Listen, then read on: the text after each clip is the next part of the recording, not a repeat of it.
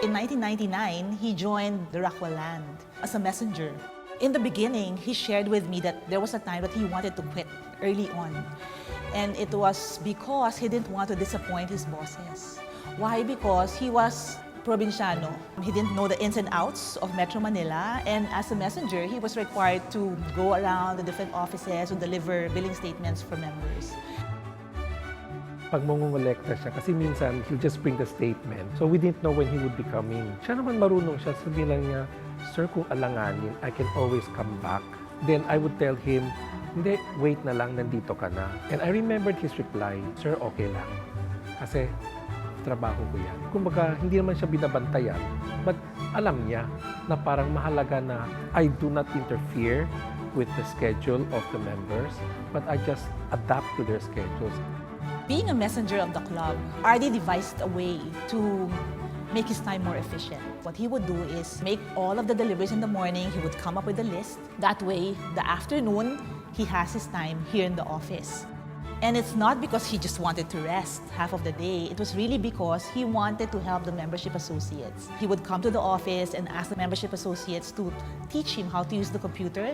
That way, simple things like being able to encode in the membership database, he was able to take that away from the membership associates and just allow them to be able to sell memberships, activate memberships. He is self-taught. He likes to talk to people. Ask people, how do you do this, how do you do that?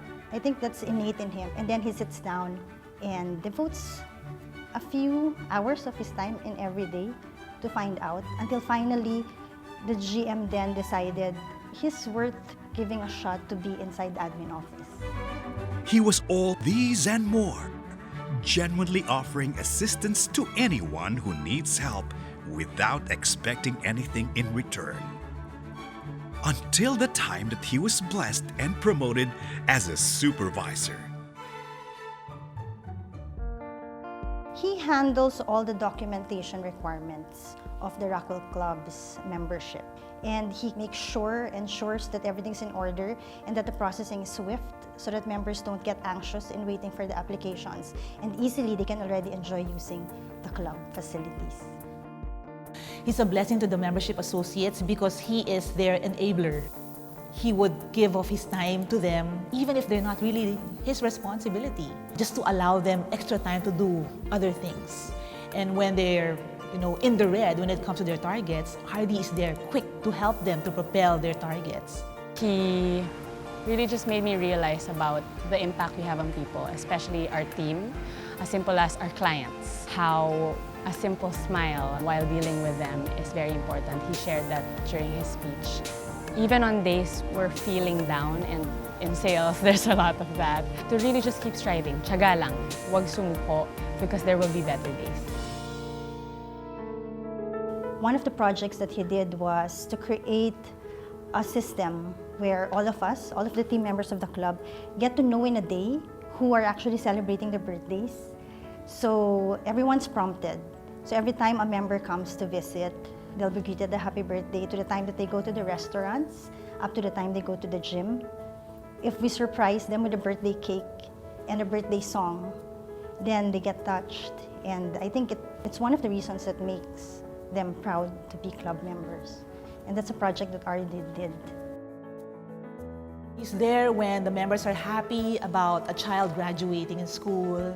He's there to grieve with them when a family member dies. He's just there always for them. And so I'd like to think that the club is what it is now, even after many general managers after. So long as RD is there, the spirit and the soul of the club will remain the same.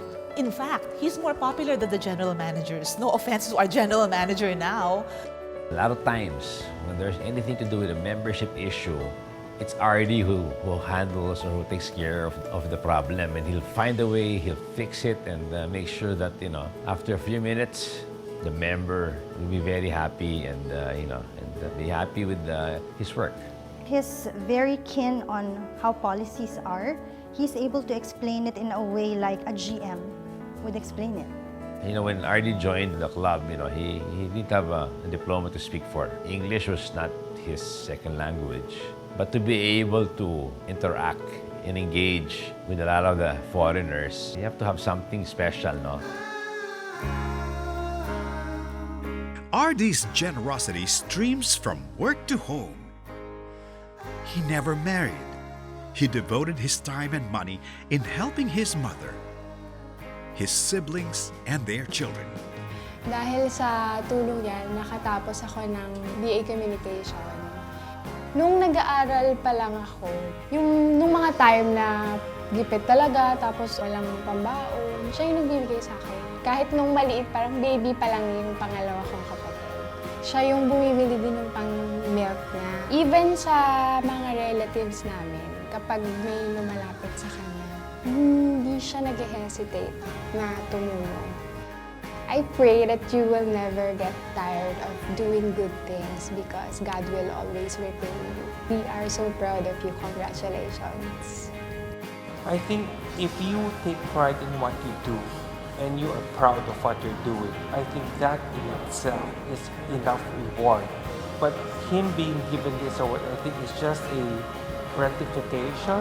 Is that the term that just says, job well done. And to me, a true hero is somebody who doesn't see himself as a hero, but does all the ordinary and extraordinary things that a hero does. That's what makes him an unsung hero. Congratulations, Ruel. Hopefully, the younger ones who work around him in the office or the club will emulate the kind of work ethic that he has put in the last 20 years. RD is our hero. An unsung one because he's doing whatever it is he's doing without regard for credit or merit. A beacon of hope, a stickler for rules, a selfless family man and colleague. Ruel R.D. De Luna is indeed an unsung hero.